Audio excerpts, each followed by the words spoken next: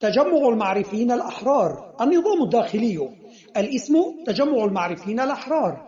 التعريف هو تجمع تنويري غير سياسي يسعى لجمع المعرفيين الأحرار وليس مثقفي ومبدعي السلطة، سواء كانت سلطة دولة أو حزب، ضمن رؤية اتحادية تحقق طموحاتهم وتؤسس لمناخ إبداعي مستدام لاستمرار إبداعهم وتحقيق خصوصيتهم وتمايزهم عن غيرهم، وتذيع أعمالهم وتنشرها بعيدا عن ضغط وولاءات السلطة ومؤسساتها التي تزعم الاستقلالية لأجل خلق أجواء من التبادل الثقافي المعرفي فيما بين المبدعات والمبدعين ممن لم يسقطوا في أحابيل وإغراءات وأوكار السلطة، سواء كانت سلطة الدولة أو الحزب.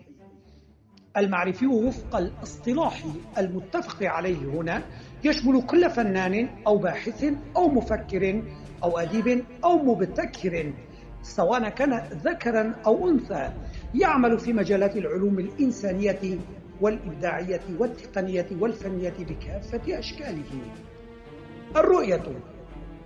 ينطلق التجمع في أدبياته من الأفكار التي وردت في كتاب الحب وجود والوجود معرفة للكاتب الكردي ريبر هابون، الذي نظر لهذا التصور ودعا لإحياء الرابطة العقلية واتحاد المعرفيين بغية تحقيق التبادل المعرفي وترسيخ الروابط المشتركة بين كافة المبدعين والمبدعات، حيث يرى التجمع نفسه امتدادا لتضحيات وجهود المعرفيات والمعرفيين الذين لم يساوموا على مبادئهم ودفعوا ثمن مواقفهم ضد محاكم التفتيش المختلفة عبر التاريخ، أمثال سقراط، الحلاج، ابن المقفع، ابن رشد، الغاليلو، نيكولاس، أبو العلاء المعري، نوال السعداوي، حنا آرنت، أحمد خاني، مرورا بمحمد شيخو وجيجار خوين، جينا أميني وغيرهم، الكثير ممن قضى نحبه على يد أعداء بلاده أو المنظومة التي اختلف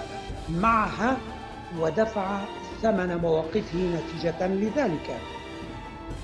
مقر التجمع الرئيسي. يقع المقر في مدينة دوسلدورف الألمانية الواقعة في ولاية شمال الراين، وشعار التجمع عبارة عن رمز لإنسان يفرد ذراعيه باتجاه الأعلى باللون الأزرق الفاتح نحو الآخرين، ويرمز للآخرين بألوان مختلفة كالأحمر والأصفر والأخضر والزهري الفاتح والنهدي الغامق، في إشارة إلى مبدأ الانفتاح وممارسة الاختلاف، للتأكيد على أن المعرفيين متعددو الألوان أي المواهب والمدركات من آداب ومعارف وفنون.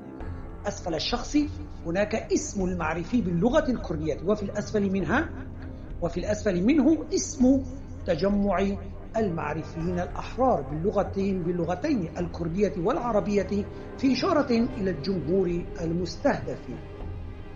أهداف التجمع: جمع المعرفين على اختلاف مواهبهم في رابطة عقلية إبداعية تؤكد على قوتهم واستمرار تأثرهم وتأثيرهم المتبادل على بعضهم البعض، لتحقيق أعمال مشتركة تحقق الإنسان المبدع مناعته الداخلية وشعوره بالقوة، حيث يقف مع أقرانه من المبدعين في مواجهة مثقفي السلطة وفتح ذلك التعاقد المريب فيما بينهم، والذي هو استمرار لذلك التعاقد التاريخي الذي هدفه تشويه الإبداع وإفراغه من محتواه ودلالاته البعيدة.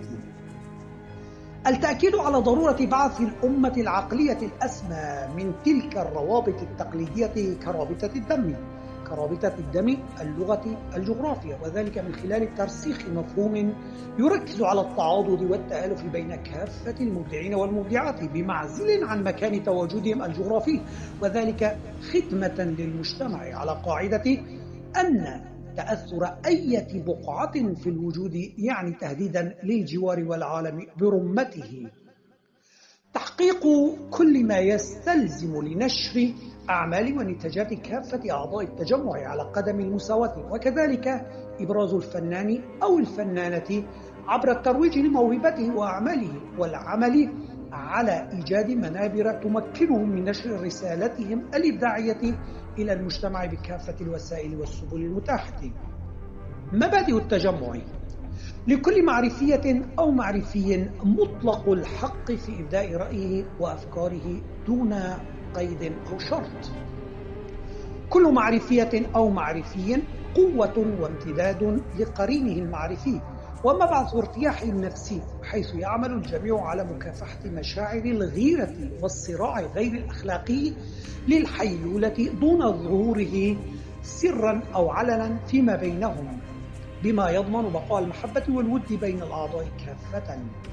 لا يعنى المعرفيون بالسياسة ومشكلاتها، وإنما هدف التجمع هو مواصلة الإبداع خدمة للمجتمع بضمان حماية المبدع والإبداع ونشره بكافة السبل. العهد: كل معرفي أو معرفية منخرط في التجمع يعني موافقته على مضمون النظام وأهدافه ومبادئه وتبنيه لها في حياته وسلوكه ومواقفه، وكذلك يسعى مع كافة المعرفين في نشر هذه الأفكار عبر استقطاب ممن يجد فيهم الرغبة الحقيقية في الانضمام لهذا التجمع.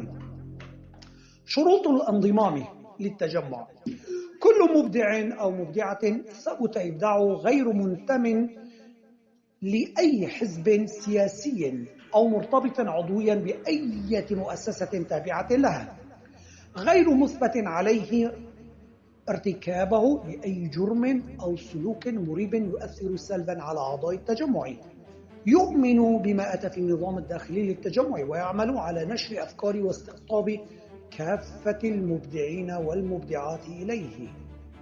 انتهاء العضوية: الانضمام لحزب سياسي أو مؤسسة ثقافية تابعة لحزب أو نظام سياسي. يحق لكل عضو الاستقالة بطلب كتابي يبين فيها أسباب الاستقالة. الوفاة أو وجود مرض عضال يمنع العضو من مواصلة بقائه داخل التجمع. يحق لمؤسسي التجمع فصل أي عضو أو عضوة إن ثبتت عليه المخالفات التالية: الإساءة الشخصية المتعمدة لأي عضو داخل التجمع، استخدام التجمع لمآربه الخاصة أو القيام بالإساءة إلى أفراد أو مؤسسات أو جمعيات ثقافية باسم التجمع، ارتكاب العضو أو العضوة لجرم أو تصرف مناف للآداب العامة. الهيكل التنظيمي يتألف من فريق التأسيس، الأعضاء الإداريون. الأعضاء: فريق التأسيس يضع الفريق نظام عمل التجمع ويقوم بالإشراف على كتابة النظام الداخلي وتعديل بنوده حسب الضرورة، وكذلك وضع برامج تتضمن أنشطة ثقافية، ندوات، معارض، حفلات فنية، ورشات عمل، رحلات ترفيهية، وكذلك الإعداد لمؤتمرات سنوية ومهرجانات فصلية أو شهرية. الأعضاء الإداريون يقومون بالتنسيق مع فريق التأسيس على التواصل مع كافة الأعضاء، وكذلك استقطاب الأعضاء الجدد ونشر مبادئ التجمع، وكذلك طرح المبادرات والمقترحات على فريق التأسيس لمناقشتها وتحسين الأداء العام للتجمع وإزالة كافة النواقص والعقبات للحيلولة من تفاقمها أو دوام وجودها. الأعضاء يواصل العضو دوام مشاركته في كافة الأنشطة والتظاهرات الثقافية والتفاعل معها بصورة دائمة، ويثبت حضوره في ساحة التجمع ما أمكنه.